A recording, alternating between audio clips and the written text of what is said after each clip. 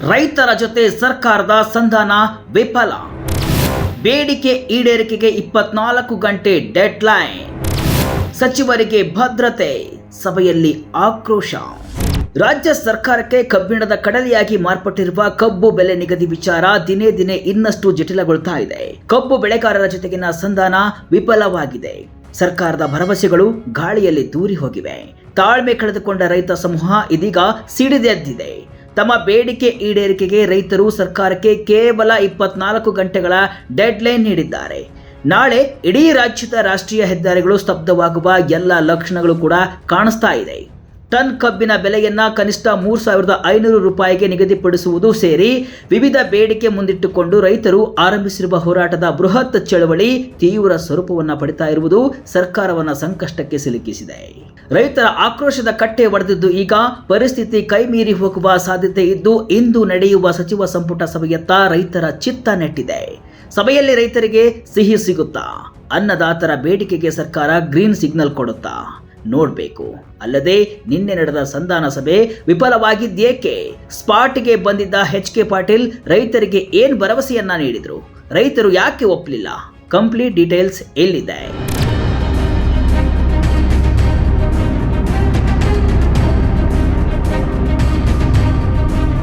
ಕಳೆದೊಂದು ವಾರದಿಂದ ಬೆಳಗಾವಿ, ಬಾಗಲಕೋಟೆ, ವಿಜಯಪುರ ಜಿಲ್ಲೆಗಳಲ್ಲಿ ಕಿಚ್ಚು ಹಚ್ಚಿದ್ದ ಕಬ್ಬಿನ ಹೋರಾಟ ಈಗ ದಂಗೆಯ ಸ್ವರೂಪವನ್ನು ಪಡೆದುಕೊಂಡಿದೆ.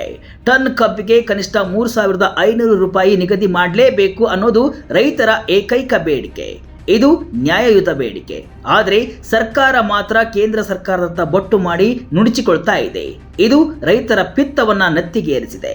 ಹೀಗಾಗಿ ಪರಿಸ್ಥಿತಿ ಕೈ ಮೀರ್ತಾ ಇದೆ ಅಂತ ಅರಿತ ಸರ್ಕಾರ ಕೊನೆಗೂ ಬುಧವಾರ ಸಚಿವ ಎಚ್.ಕೆ. ಪಾಟೀಲ್ ಅವರನ್ನ ಸಂಧಾನಕ್ಕಾಗಿ ಬೆಳಗಾವಿಗೆ ಕಳಿಸಿಕೊಟ್ಟಿತ್ತು. ಆದರೆ ಅಲ್ಲಿ ನಡೆದಿದ್ದೇನು? ರೈತರ ಆಕ್ರೋಶದ ಕಟ್ಟೆ ಬಡಿದಿತ್ತು. ಸರ್ಕಾರದ ಸಮಾಧಾನದ ಮಾತುಗಳಿಗೆ ರೈತರು ಸೊಪ್ಪು ಹಾಕಲಿಲ್ಲ. ಗುರ್ಲಾಪುರ ಕ್ರಾಸ್ನಲ್ಲಿ ಅಹೋರಾತ್ರಿ ಧರಣಿ ನಡೆಸುತ್ತಿರುವ ರೈತರ ಬಳಿ ಹೋದ ಸಚಿವರಿಗೆ ನೇರ ಸವಾಲುಗಳು ಎದುರಾದವು. ಸಭೆಯಲ್ಲಿ ಅನ್ನದಾತರ ಆಕ್ರೋಶ. 24 ಗಂಟೆಯೊಳಗೆ ಸ್ಪಷ್ಟ ನಿರ್ಧಾರ ಕೊಡಿ. ಸಭೆಯಲ್ಲಿ ರೈತ ಮುಖಂಡ ಚೂನಪ್ಪ ಪೂಜೇರಿ ಸರ್ಕಾರಕ್ಕೆ ತರಾಟೆಗೆ ತೆಗೆದುಕೊಂಡಿದ್ರು. ಅವರು ಹೇಳಿದ್ದು ಒಂದೇ ಮಾತು, ಸರ್ 10 ವರ್ಷ ಆಯಿತು, ಸಕ್ಕರೆ ಕಾರ್ಖಾನೆಗಳು ಒಂದೇ ಒಂದು ಪೈಸೆ ದರ ಏರಿಸಿಲ್ಲ.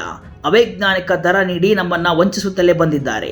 ಕಬ್ಬಿನಿಂದ ಬರುವ ಸಕ್ಕರೆ, ಎಥೆನಾಲ್, ಮೊಲಾಸಸ್ ಹೀಗೆ ಎಲ್ಲ ಉಪ ಉತ್ಪನ್ನಗಳಿಂದ ಕಾರ್ಖಾನೆ ಮಾಲೀಕರು ನೂರಾರು ಕೋಟಿ ಲಾಭವನ್ನ ಗಳಿಸ್ತಾ ಇದ್ದಾರೆ. ಸರ್ಕಾರಕ್ಕೆ ಸಾವಿರಾರು ಕೋಟಿ ತೆರಿಗೆ ಕಟ್ತಾ ಇದ್ದಾರೆ. ಆದ್ರೆ ಮೂಲ ಬೆಳೆ ಬೆಳೆದ ರೈತನಿಗೆ ಮಾತ್ರ ನ್ಯಾಯಯುತ ಬೆಲೆ ಇಲ್ಲ. ಇದು ಯಾವ ನ್ಯಾಯ ಅಂತ ಪ್ರಶ್ನಿಸಿದ್ದಾರೆ. ಅವರ ಬೇಡಿಕೆ ಸ್ಪಷ್ಟವಾಗಿತ್ತು. ಕಾರ್ಖಾನೆಗಳು ಟನ್ಗೆ 3,500 ರೂಪಾಯಿ ಕೊಡಬೇಕು. ಇಲ್ಲವಾದರೆ ಸರ್ಕಾರವೇ ಮಧ್ಯ ಪ್ರವೇಶಿಸಿ ಪ್ರತಿ ಟನ್ಗೆ 1,000 ರೂಪಾಯಿ ಬೆಂಬಲ ಬೆಲೆಯನ್ನ ಘೋಷಿಸಬೇಕು ಅಂತ ಪಟ್ಟು ಹಿಡಿದ್ರು. ಆದರೆ ಸರ್ಕಾರದ ಉತ್ತರವೇನಾಗಿತ್ತು ಗೊತ್ತಾ? ನಾನು ನಿಮ್ಮ ಬೇಡಿಕೆಗಳನ್ನು ಮುಖ್ಯಮಂತ್ರಿ ಸಿದ್ದರಾಮಯ್ಯನವರ ಗಮನಕ್ಕೆ ತರ್ತೇನೆ. ನೀವು ಒಂದು ನಿಯೋಗವನ್ನು ತೆಗೆದುಕೊಂಡು ಬನ್ನಿ, ಅವರೊಂದಿಗೆ ಚರ್ಚೆ ಮಾಡೋಣ. ನವೆಂಬರ್ 7ರಂದು ನಮ್ಮ ಅಂತಿಮ ನಿರ್ಣಯ ತಿಳಿಸ್ತೇನೆ ಅಂತ ಸಚಿವ ಎಚ್.ಕೆ. ಪಾಟೀಲ್ ಹೇಳಿದರು. ಇದೇ ಮಾತು ರೈತರನ್ನ ಕೆರಳಿಸಿದ್ದು. ಇವತ್ತು ಸಾಯುತ್ತಿರುವ ನಮಗೆ ನೀವು ನಾಳಿನ ಬಗ್ಗೆ ಹೇಳ್ತಾ ಇದ್ದೀರಾ? 24 ಗಂಟೆಯೊಳಗೆ ನಮಗೆ ಸ್ಪಷ್ಟ ನಿರ್ಧಾರ ಬೇಕು, ಇಲ್ಲವಾದರೆ ನಮ್ಮ ಹೋರಾಟದ ದಾರಿ ಬೇರೆಯೇ ಇರುತ್ತೆ ಅಂತ ರೈತರು ಕಡಾಖಂಡಿತವಾಗಿ ಎಚ್ಚರಿಕೆಯನ್ನ ನೀಡಿದರು. ಈ ಮೂಲಕ ಸರ್ಕಾರದ ಸಂಧಾನ ಸಭೆ ಸಂಪೂರ್ಣವಾಗಿ ವಿಫಲಗೊಂಡಿದೆ. ರೈತರ ಹೋರಾಟಕ್ಕೆ ಶ್ರೀರಾಮ ಸೇನೆ ಸಾಥ್. ಸಂಧಾನ ಸಭೆ ವಿಫಲವಾಗ್ತಾ ಇದ್ದಂತೆ ಹೋರಾಟದ ಕಿಚ್ಚು ಮತ್ತಷ್ಟು ಹೆಚ್ಚಾಗಿದೆ. ಬೆಳಗಾವಿ ಜಿಲ್ಲೆ ನಿನ್ನೆ ಸಂಪೂರ್ಣವಾಗಿ ಸ್ತಬ್ಧವಾಗಿತ್ತು. ಶಾಲಾ ಕಾಲೇಜು, ಅಂಗಡಿ ಮುಂಗಟ್ಟು, ಮಾರುಕಟ್ಟೆ ಎಲ್ಲವೂ ಬಿಕ ಅಂತ ಇದ್ವು.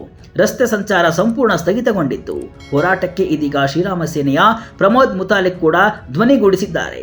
ಅನ್ನದಾತನನ್ನ ಬೀದಿಗಿಳಿಸಿ ಹೋರಾಟ ಮಾಡುವಂತೆ ಮಾಡಿದ ಈ ಸರ್ಕಾರಕ್ಕೆ, ಈ ಜನಪ್ರತಿನಿಧಿಗಳಿಗೆ ಧಿಕ್ಕಾರ.